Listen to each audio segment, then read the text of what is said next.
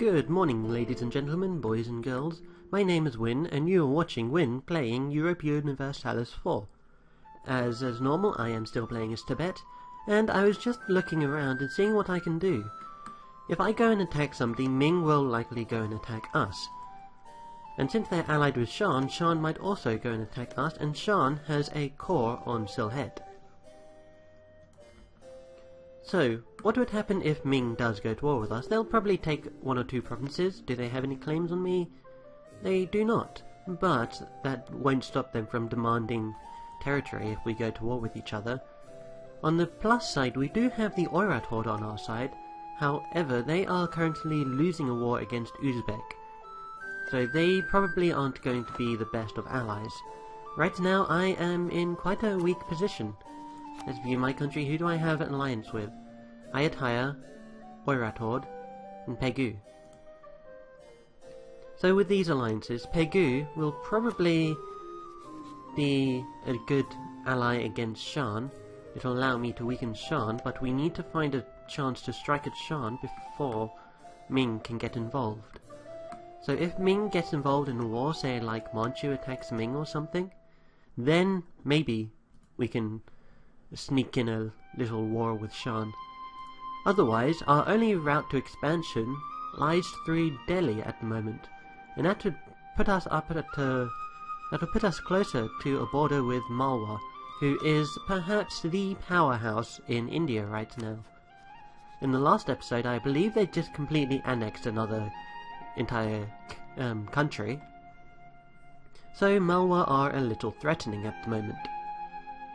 Now we do have Gujarat and Orissa as vassals, so we have another 10 soldiers there, so we have 32 soldiers that are able to fight, and even more if Oirat Horde decide to help us with their war and they don't have a bad army.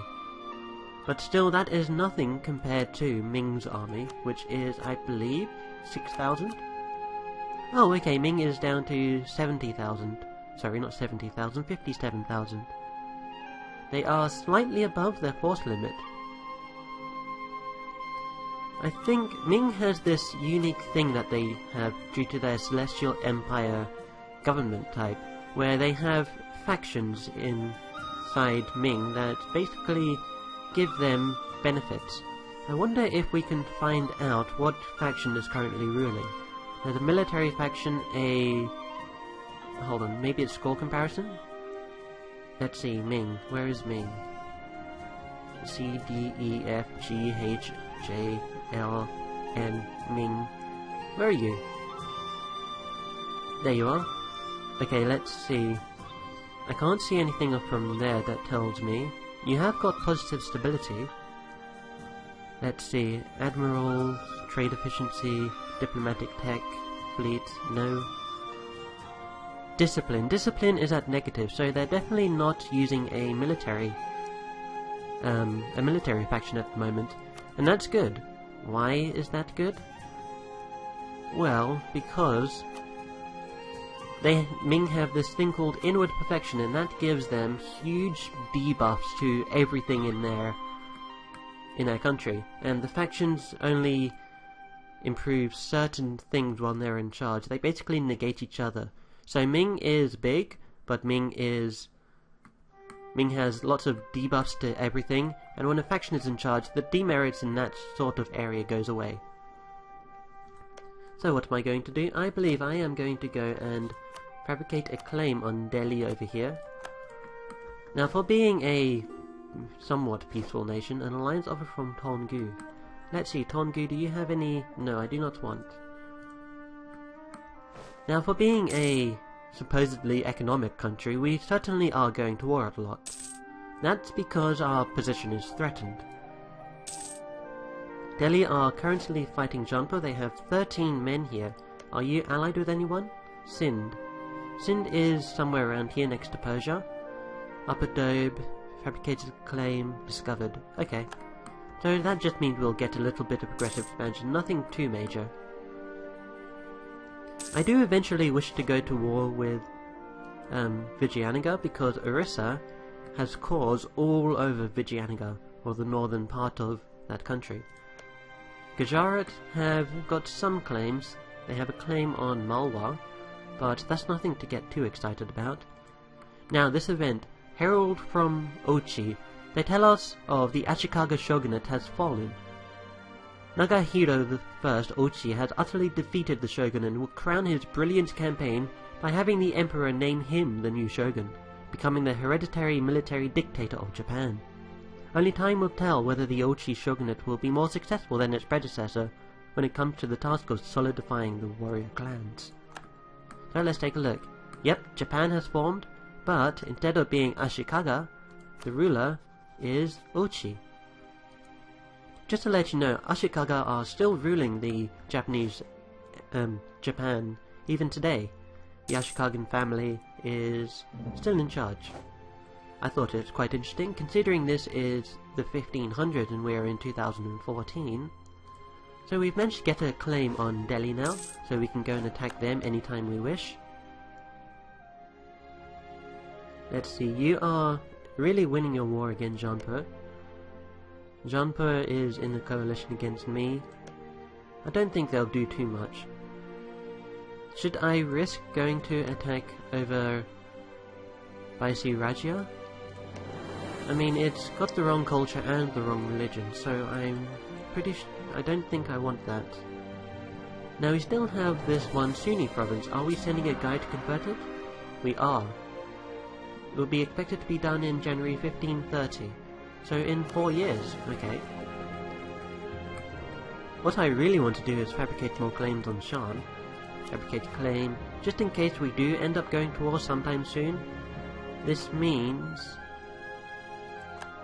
will mean that if we manage to win that war, even if it's a defensive war for us, and we siege these provinces, we can get them and we pay less to incorporate them into our country. Okay, so Chin is no longer a rightful... we can't claim it's a rightful thing, so that means we've lost our core here. The great thing about taking over the Shan provinces is they already have the correct religion. They are all Buddhist. So I think in between episodes I sent people to go and culture convert certain provinces. As you can see, having the wrong culture does put negative modifiers on each country. Sorry, on each county. We can no longer claim that Arakan. Okay, so we need to fabricate another claim on here, so let's go and do that. Arakan. Again, I still want to be able to dominate the trade around here in the Bengal trade node, and maybe go down into Siam and Malacca down here.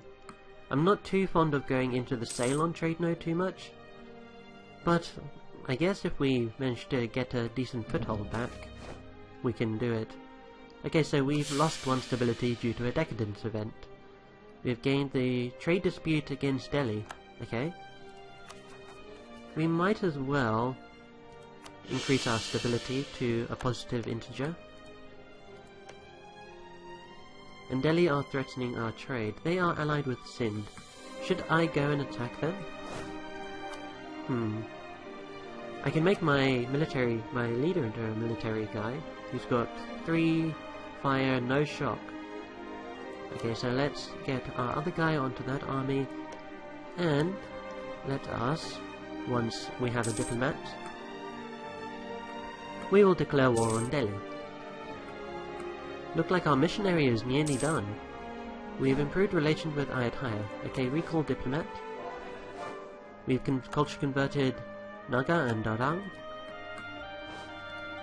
So now we have a dude back. Let's go and let's see, if we go for a conquest we get 75% aggressive expansion, 100% prestige, 100% cost, and trade superiority for the trade dispute gives us 75% cost for claim revocation, monetary reparation, concession or defeat, and transfer trade power. Let's go for the conquest. Will anyone be willing to join me? No. Declare war. I fully expect to be declared upon by Ming or Shan right now, although Shan are out of their war. Let's see, so what happened? It looked like Lanzang took a bit of Lana. Yep, that looked like what happened. Otherwise, not much has changed down here in Indonesia. So let us go and send our dudes into Delhi and invade. So we've converted that Sunni province. Oh, what's this? Unaccepted culture in Bihar. Okay, so we need to go and change. We can't. Dang. Okay, so our diplomat has been discovered again. Alright, so there is a 6-man army down here. Let us go and do that, and let's get 1 cannon and 2 of these guys. Let's select those guys and keep them there. Having a cannon to siege is really effective, so I've been told.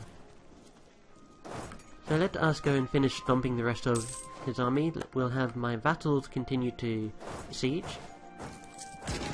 There you go, that's the majority of his army down. Now what we can do is we can just drop a siege, drop a siege. Okay, we've won that battle. Let's drop a siege. This war is going to be extraordinarily easy, if you haven't already noticed. So does this... Okay, so there's only 1 province that we haven't occupied, and that's Lower Dobe. While we have while a county has enemy troops in it, they can't actually build soldiers there. Although, maybe they can, but it's still not recommended, because soldiers come up in stacks of 1. We have 3-4 stacks on each of these counties. So those are bad odds for them if they try to make any troops. So, tensions along the Amdol border. Borders are organic things, changing and mutating with the seasons, and with the fortunes of the latest conqueror passing by. Historians will, perhaps, say that the events that transpired in Amdo in the year of our Lord 1528 were inevitable. As Amdo continued to flourish under the benevolent rule of Tibet, the yokel on the other side of the border were bound to get jealous. Perhaps they will be less fair to us. Either way, tensions in Amdo has given a rival neighbour a casus belli against us. So Ming... okay. Ming gets a claim on Amdo, which is up here. Now that isn't too bad, because Amdo is quite a bad county. It's got 1 tax, and that's really it. It doesn't produce too much. It's not got good trade value or manpower. I don't know, is that manpower good? Let's take a look. In our capital we have... No, that manpower is horrendously poor. Okay, so we have lost our royal marriage from Orissa. Where is Orissa? Oh, Orissa is down here. So let... Can't I... There we go. Send a royal marriage back to Orissa. And I believe, are we annexing a vassal? We are annexing Gujarat. So eventually, Gujarat will be incorporated into our country. When is it due to be done?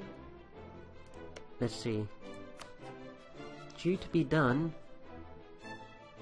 May 1529. Oh, so in about 2 months. Less than 2 months. So we've occupied some provinces. Let us send our guys to Lower Dobe, and then just finish carpet sieging the entirety of Delhi. And we can see what kind of peace offer we can get. So there goes Gujarat. And let's see, we should really culture convert. Sorry. Change religion. So let's go and send a missionary to Jharkhand. And what's this? A royal marriage offer from Taungu. Taungu, do I really need... No. I am sorry, Taungu. You are just not politically interesting to me, or strategically interesting to me at all. Why has... Oh! This must have been the Gujaratan army over here. And we are indeed above our force limit by 4. That's fine. So we will... Okay, what is this army consist of? Okay, let's select army, and then let us... 1, 2, 3, 4. Select you guys, and just disband you. Now we are at our force limit again. And yes, let us get our guys who are busy occupying Delhi and move them back into friendly territory. But when you annex a vassal, their armies become immediately your armies, and they lose all of their morale, which is why this morale bar here is down so much. Siege of Central Dobe is over. Okay guys, come back to our land. And Lower Dobe is over. So we can pretty much get full annexation against Gujarat, not Gujarat, Delhi.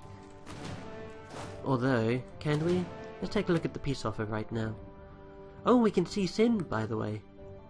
How many men do they have? They have 4,000 men. Okay. At any rate, let's see, what can we get out of this? I want this province. Can I force you to release a nation? I can force you to release Jaunpur. What about Kangra? Kangra... no. I could force you to release Jaunpur. How many cores does Jaunpur have around here?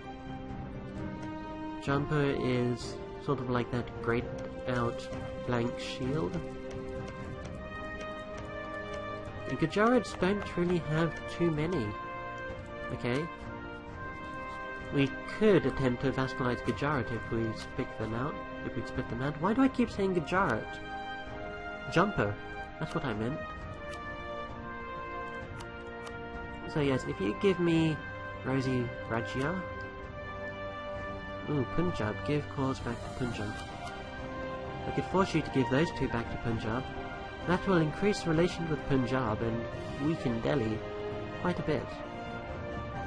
What kind of provinces are these? Kangra is a base 1 and that's a base 7. I'm pretty sure Punjab would... oh, Punjab is a vassal of Chagatai. Huh. I could form an alliance with Chagatai in that case.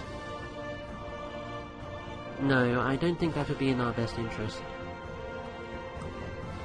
Instead, let us just finish sieging Delhi. There we go, we are at 100% war score. And then, let's have you release Baisi Rajya. Let's not have you give any provinces away. And then give me the rest of the war score in money. So 27 ducats. Give me Baisi Rajya. And release Jaunpur. Done. There we go. We have lost the trade dispute CB. And we have lost the conquest CB. So first things first, let us send a core. Let us make a core in Rajibajia. Or Baisi Rajya. And then I could royal... you know what? I will royal marriage Jaunpur. There we go, and then alliance offer with Jaunpur, and eventually I'll be able to vassalize Jaunpur as well. Now we are in 1530, so I expect the Western nation to eventually make a presence in India pretty soon, but they have to go through Vijayanagar first, and Malwa, in fact. What's this? Brilliant government! Our most serene republic has been governed extremely efficiently in the last year. There is now a possibility for us to benefit from this. So we can gain prestige or money. Let's gain prestige. Prestige is kind of hard to come by, especially when we're losing it at a rate of 2.35 per year. Can we get a guide to fix that? Prestige gain, yearly inflation, no. No, we cannot. Oh well. We do, however, have room for one more navy. So let us get another trade fleet. And let's take a look, see how trade is going on in this trade node. Vijayanagar wields 64.52 trade, while we wield 55.75. We could invest in building some provinces around here. Sorry, building some buildings, so we can go for the marketplace. Let's see.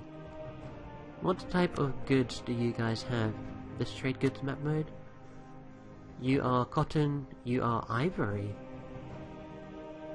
Ooh. Let's see, ivory is at 3.75. That's pretty good. And it looked like ivory is in scarce population around here.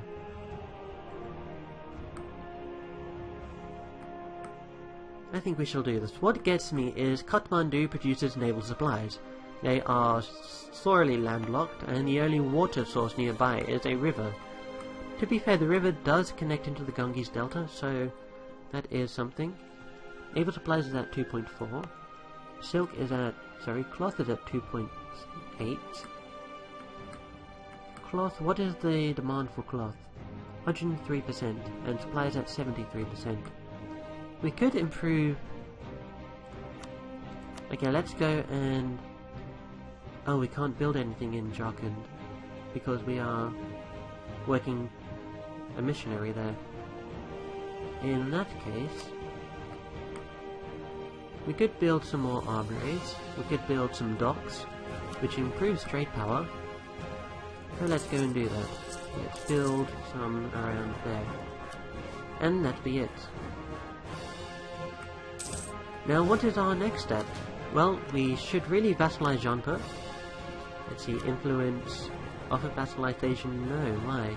Tibetan base tax compared to Jaunpur, and not the same religion. They also distrust us.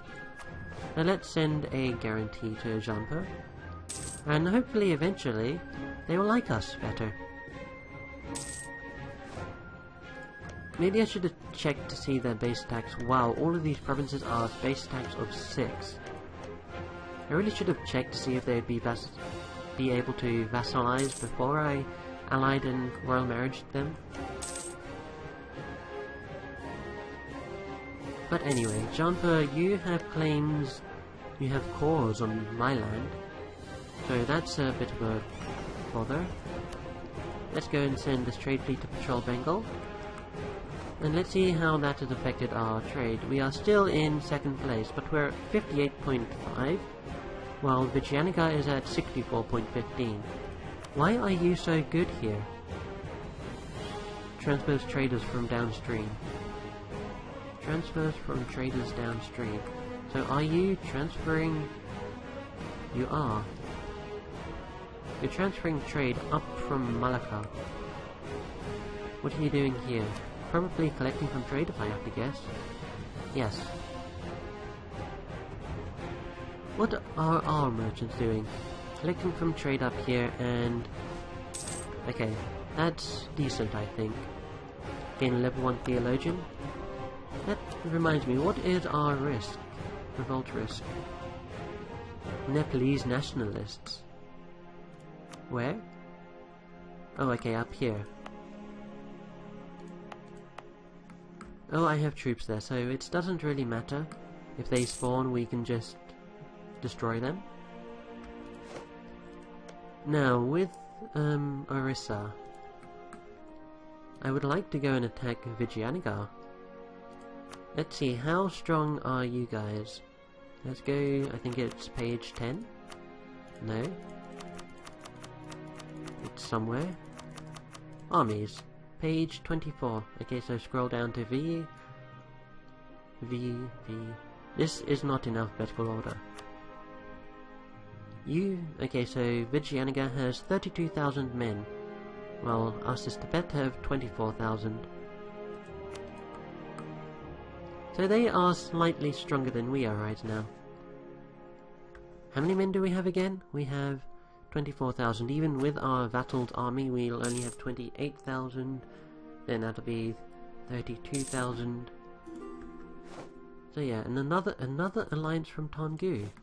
No, I do not want an alliance from you, man. So we have 2 cannons in that army and 2 cannons in that army. Let us 5 out of 5, 5 out of 5. Let's get a infantryman. At any rate, that shall do it for this episode. Thank you for watching. I will see you next time. Take care.